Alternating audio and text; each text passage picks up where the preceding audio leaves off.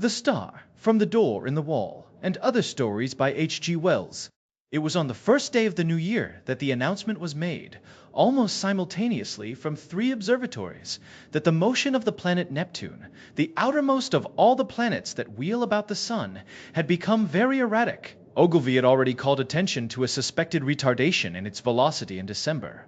Such a piece of news was scarcely calculated to interest a world the greater portion of whose inhabitants were unaware of the existence of the planet Neptune, nor outside the astronomical profession did the subsequent discovery of a faint remote speck of light in the region of the perturbed planet cause any very great excitement. Scientific people, however, found the intelligence remarkable enough, even before it became known that the new body was rapidly growing larger and brighter, that its motion was quite different from the orderly progress of the planets, and that the deflection of Neptune and its satellite was becoming now of an unprecedented kind. Few people without a training in science can realize the huge isolation of the solar system. The sun, with its specks of planets, its dust of planetoids, and its impalpable comets, swims in a vacant immensity that almost defeats the imagination. Beyond the orbit of Neptune there is space, vacant so far as human observation has penetrated, without warmth or light or sound, blank emptiness for 20 million times a million miles. That is the smallest estimate of the distance to be traversed before the very nearest of the stars is attained. And saving a few comets more unsubstantial than the thinnest flame, no matter had ever to human knowledge crossed this gulf of space, until early in the 20th century this strange wanderer appeared. A vast mass of matter it was, bulky, heavy, rushing without warning out of the black mystery of the sky into the radiance of the sun. By the second day, it was clearly visible to any decent instrument as a speck with a barely sensible diameter in the constellation Leo near Regulus. In a little while, an opera glass could attain it.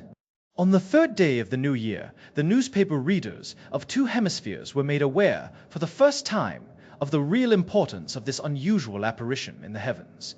A planetary collision. One London paper headed the news and proclaimed Duchesne's opinion that this strange new planet would probably collide with Neptune. The leader writers enlarged upon the topic, so that in most of the capitals of the world, on January 3rd, there was an expectation, however vague, of some imminent phenomenon in the sky. And as the night followed the sunset round the globe, thousands of men turned their eyes skyward to see the old familiar stars just as they had always been. Until it was dawn in London in Pollux setting, and the stars overhead grown pale. The winter's dawn it was, a sickly filtering accumulation of daylight, and the light of gas and candles shone yellow in the windows to show where people were astir. But the yawning policemen saw the thing. The busy crowds in the markets stopped agape. Workmen going to their work betimes, milkmen, the drivers of news carts, dissipation going home jaded and pale, homeless wanderers, sentinels on their beats, and in the country, laborers trudging afield, poachers slinking home. All over the dusky, quickening country it could be seen, and out at sea by seamen watching for the day. A great white star comes suddenly into the westward sky. Brighter it was than any star in our skies, brighter than the evening star at its brightest. It still glowed out, white and large, no mere twinkling spot of light, but a small, round, clear, shining disk. An hour after, the day had come. And where science is not reached, men stared and feared, telling one another of the wars and pestilences that are foreshadowed by these fiery signs in the heavens. Sturdy Boers, dusky Hottentots, Gold Coast Negroes, Frenchmen, Spaniards, Portuguese, stood in the warmth of the sunrise, watching the setting of this strange new star.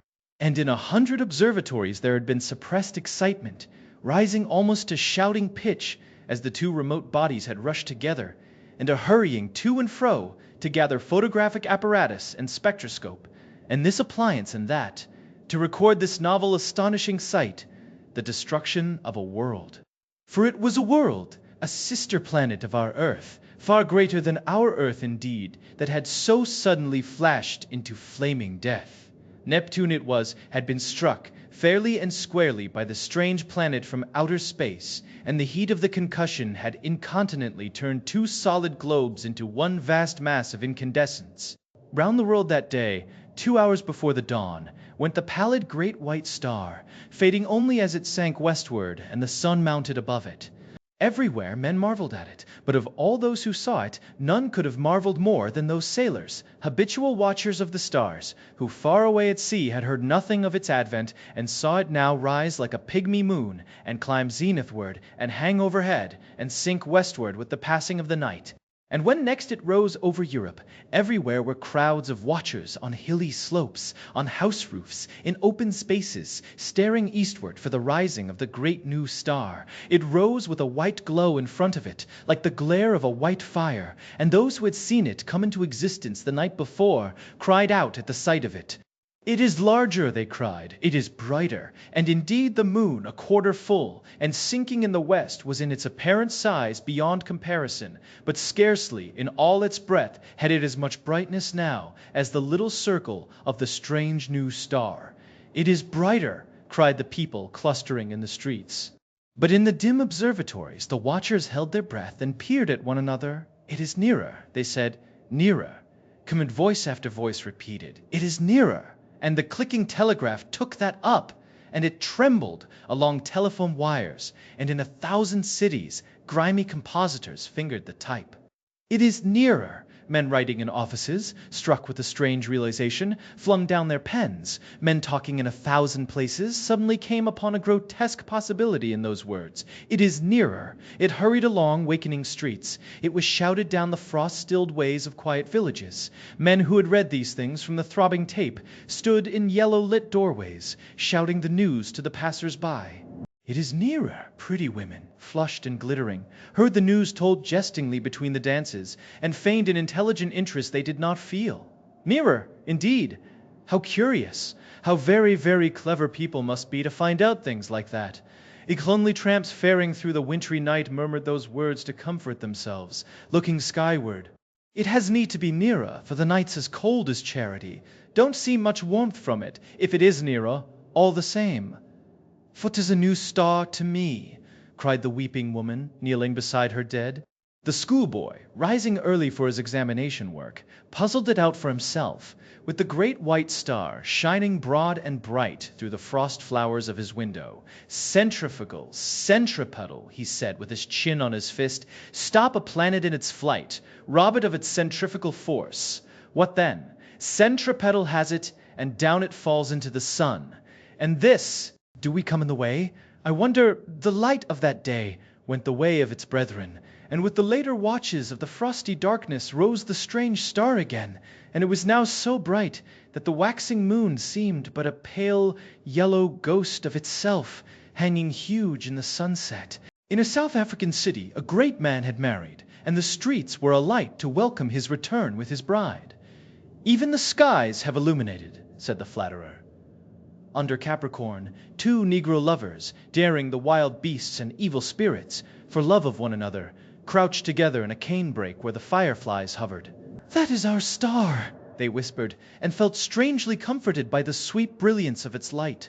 The master mathematician sat in his private room and pushed the papers from him. His calculations were already finished. In a small white phial there still remained a little of the drug that had kept him awake and active for 4 long nights. Each day, serene, explicit, patient as ever, he had given his lecture to his students, and then had come back at once to this momentous calculation.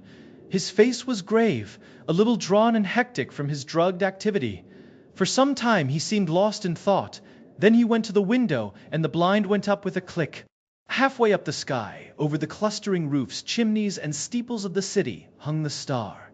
He looked at it as one might look into the eyes of a brave enemy. "You may kill me," he said after a silence, "but I can hold you, and all the universe for that matter, in the grip of this little brain. I would not change." Even now he looked at the little phial. "There will be no need of sleep again," he said. The next day at noon, punctual to the minute, he entered his lecture theater, put his hat on the end of the table as his habit was, and carefully selected a large piece of chalk. It was a joke among his students that he could not lecture without that piece of chalk to fumble in his fingers, and once he had been stricken to impotence by their hiding his supply. He came and looked under his gray eyebrows at the rising tiers of young fresh faces, and spoke with his accustomed studied commonness of phrasing. "Circumstances have arisen, circumstances beyond my control," he said and paused, "which will debar me from completing the course I had designed. It would seem, gentlemen, if I may put the thing clearly and briefly, that man has lived in vain. Except the students glanced at one another. Had they heard aright? Mad? Raised eyebrows and grinning lips, there were but one or two faces remained intent upon his calm, gray-fringed face. "It will be interesting," he was saying, "to devote this morning to an exposition, so far as I can make it clear to you, of the calculations that have led me to this conclusion. Let us assume—" X turned towards the blackboard, meditating a diagram in the way that was usual to him. "What was that about lived in vain?" whispered one student to another. "Listen!" said the other, nodding towards the lecturer, and presently they began to understand. That night the star rose later, for its proper eastward motion had carried it some way across Leo towards Virgo, and its brightness was so great that the sky became a luminous blue as it rose, and every star was hidden in its turn, save only Jupiter near the zenith, Capella, Aldebaran, Sirius, and the pointers of the Bear. It was very white and beautiful. In many parts of the world that night, a pallid halo encircled it about. It was perceptibly larger. In the clear refractive sky of the tropics, it seemed as if it were nearly a quarter the size of the moon. The frost was still on the ground in England, but the world was as brightly lit as if it were midsummer moonlight. One could see to read quite ordinary print by that cold, clear light, and in the cities the lamps burnt yellow and wan. And everywhere the world was awake that night, and throughout Christendom a somber murmur hung in the keen air over the countryside like the belling of bees in the heather, and this murmurous tumult grew to a clangor in the cities. It was the tolling of the bells in 1,000,000 belfry towers and steeples, summoning the people to sleep no more, to sin no more, but to gather in their churches and pray. And overhead, growing larger and brighter, as the earth rolled on its way and the night passed, rose the dazzling star. And the streets and houses were alight in all the cities, the shipyards glared, and whatever roads led to high country were lit and crowded all night long. And in all the seas, about the civilized lands, ships with throbbing engines and ships with bellying sails, crowded with men and living creatures, were standing out to ocean and the north. For already the warning of the master mathematician had been telegraphed all over the world and translated into 100 tongues. The new planet and Neptune, locked in a fiery embrace, were whirling headlong, ever faster and faster towards the sun. Already every second this blazing mass flew 100 miles, and every second its terrific velocity increased. As it flew now, indeed, it must pass 100 million of miles wide of the earth and scarcely affect it. But near its destined path, as yet only slightly perturbed, spun the mighty planet Jupiter and his moons sweeping splendid round the sun. Every moment now the attraction between the fiery star and the greatest of the planets grew stronger, and the result of that attraction, inevitably, Jupiter would be deflected from its orbit into an elliptical path, and the burning star, swung by his attraction wide of its sunward rush, would describe a curved path and perhaps collide with, and certainly pass very close to, our Earth. Earthquakes, volcanic outbreaks, cyclones, sea waves, floods, and a steady rise in temperature to I know not what limit.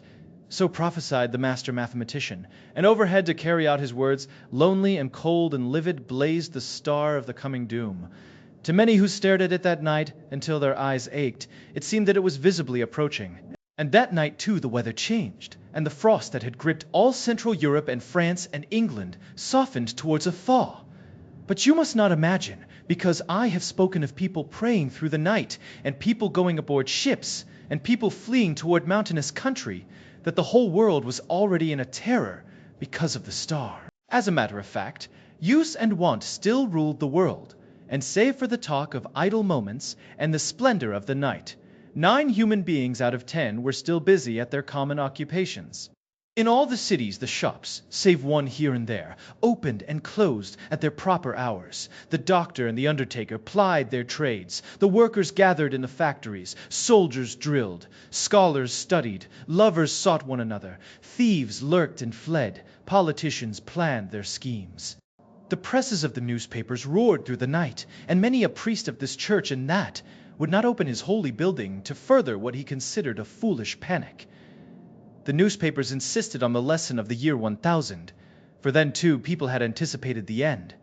The star was no star, mere gas, a comet, and were it a star, it could not possibly strike the earth. There was no precedent for such a thing. Common sense was sturdy everywhere, scornful, jesting, a little inclined to persecute the obdurate fearful. That night at 7:15 by Greenwich time, the star would be at its nearest to Jupiter. Then the world would see the turn things would take. The master mathematician's grim warnings were treated by many as so much mere elaborate self-advertisement. Common sense at last, a little heated by argument, signified its unalterable convictions by going to bed. So too, barbarism and savagery, already tired of the novelty, went about their nightly business, and save for a howling dog, here and there the beast world left the star unheeded. And yet when at last the watchers in the European states saw the star rise, an hour later, it is true, but no larger than it had been the night before, there were still plenty awake to laugh at the master mathematician, to take the danger as if it had passed. But hereafter the laughter ceased. The star grew. It grew with a terrible steadiness, hour after hour, a little larger each hour, a little nearer the midnight zenith, and brighter, until it had turned night into a second day. Had it come straight to the earth instead of in a curved path, had it lost no velocity to Jupiter, it must have leapt the intervening gulf in a day. But as it was, it took 5 days altogether to come by our planet. The next night, it had become a third the size of the moon before it set to English eyes, and the thaw was assured. It rose over America near the size of the moon, but blinding white to look at, and hot. And a breath of hot wind blew now with its rising and gathering strength, and in Virginia and Brazil and down the St. Lawrence Valley, it shone intermittently through a driving reek of thunderclouds, flickering violet lightning, and hail unprecedented. In Manitoba was a thaw, and devastating floods, and upon all the mountains of the earth the snow and ice began to melt that night, and all the rivers, coming out of high country, flowed thick and turbid, and soon in their upper reaches, with swirling trees and the bodies of beasts and men, they rose steadily in the ghostly brilliance, and came trickling over their banks at last, behind the fleeing population of their valleys. And along the coast of Argentina and up the South Atlantic, the tides were higher than had ever been in the memory of man, and the storms drove the waters, in many cases, scores of miles inland, drowning whole cities, and so great grew the heat during the night, that the rising of the sun was like the coming of a shadow. The earthquakes began and grew, until all down America, from the Arctic Circle to Cape Horn, hillsides were sliding, fissures were opening, and houses and walls crumbling to destruction. The whole side of Cotopaxi slipped out in one vast convulsion, and a tumult of lava poured out so high and broad and swift and liquid that in one day it reached the sea. So the star, with the wan moon in its wake, marched across the Pacific, trailed the thunderstorms like the hem of a robe, and the growing tidal wave that toiled behind it, frothing and eager, poured over island and swept them clear of men, until that wave came at last, in a blinding light, and with the breath of a furnace, swift and terrible it came, a wall of water 50 feet high, roaring hungrily upon the long coasts of Asia, and swept inland across the plains of China. For a space the star, hotter now and larger and brighter than the sun in its strength, showed with pitiless brilliance the wide and populous country. Towns and villages with their pagodas and trees, roads, wide cultivated fields, millions of sleepless people staring in helpless terror at the incandescent sky. And then, low and growing, came the murmur of the flood. And thus it was with millions of men that night, a flight no whither, with limbs heavy with heat and breath fierce and scant, and the flood like a wall swift and white behind. And then death. China was lit glowing white, but over Japan and Java and all the islands of Eastern Asia, the great star was a ball of dull red fire because of the steam and smoke and ashes the volcanoes were spouting forth to salute its coming. Above was the lava, hot gases and ash, and below the seething floods, and the whole earth swayed and rumbled with the earthquake shocks. Soon the immemorial snows of Tibet and the Himalaya were melting and pouring down by 10 million deepening converging channels upon the plains of Burma and Hindustan. The tangled summits of the Indian jungles were aflame in 1,000 places, and below the hurrying waters Around the stems were dark objects that still struggled feebly and reflected the blood-red tongues of fire. And in a rudderless confusion, a multitude of men and women fled down the broad riverways to that one last hope of men, the open sea. Larger grew the star, and larger, hotter, and brighter, with a terrible swiftness now. The tropical ocean had lost its phosphorescence, and the whirling steam rose in ghostly wreaths from the black waves that plunged incessantly, speckled with storm-tossed ships. And then came a wonder. It seemed to those who in Europe watched for the rising of the star that the world must have ceased its rotation. In 1,000 open spaces of down and upland, the people who had fled thither from the floods and the falling houses and sliding slopes of hill watched for that rising in vain. Hour followed hour, through a terrible suspense, and the star rose not.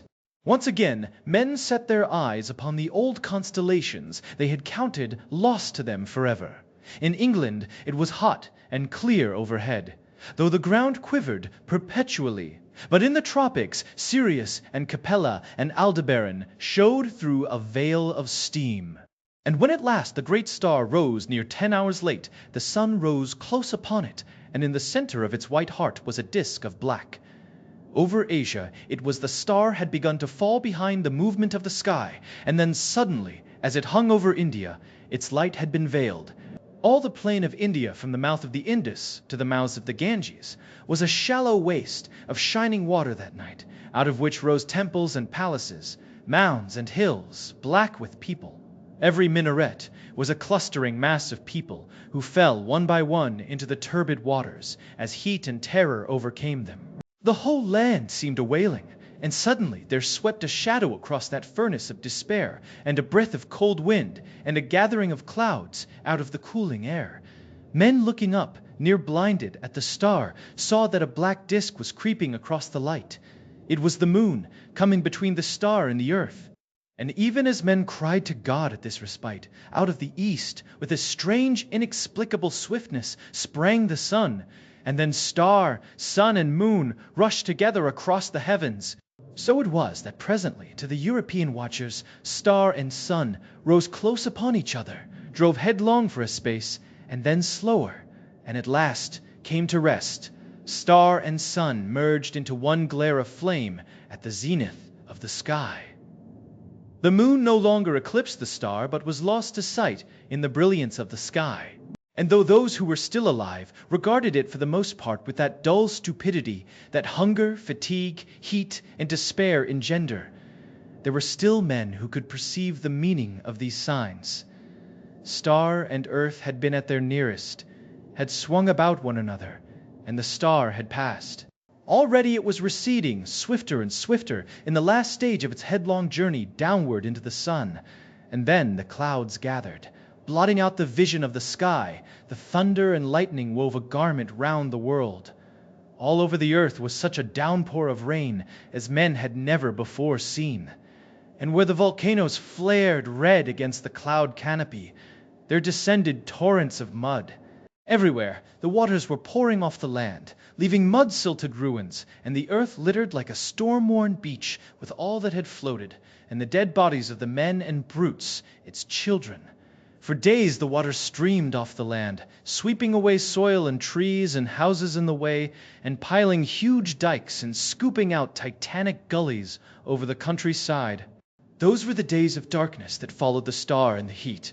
All through them, and for many weeks and months, the earthquakes continued. But the star had passed, and men, hunger-driven and gathering courage only slowly, might creep back to their ruined cities, buried granaries, and sodden fields. Such few ships as had escaped the storms at that time came stunned and shattered, and sounding their way cautiously through the new marks and shoals of once familiar ports.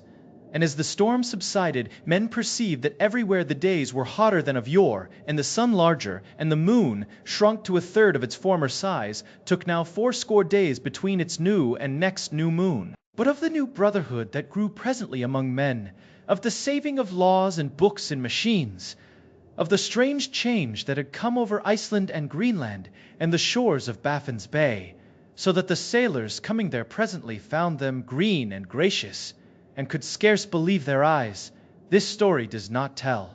nor of the movement of mankind, now that the Earth was hotter, northward and southward towards the poles of the Earth. It concerns itself only with the coming and the passing of the star. The Martian astronomers, for there are astronomers hort in vor, betort there are astronomers on Mars, although they are very different beings from men, were naturally profoundly interested by these things. They saw them from their own standpoint, of course. Considering the mass and temperature of the missile that was flung through our solar system into the sun, one wrote, "It is astonishing what a little damage the Earth, which it missed so narrowly, has sustained. All the familiar continental markings and the masses of the seas remain intact, and indeed the only difference seems to be a shrinkage of the white discoloration, supposed to be frozen water, round either pole, which only shows how small the vastest of human catastrophes may seem, at a distance of a few million miles."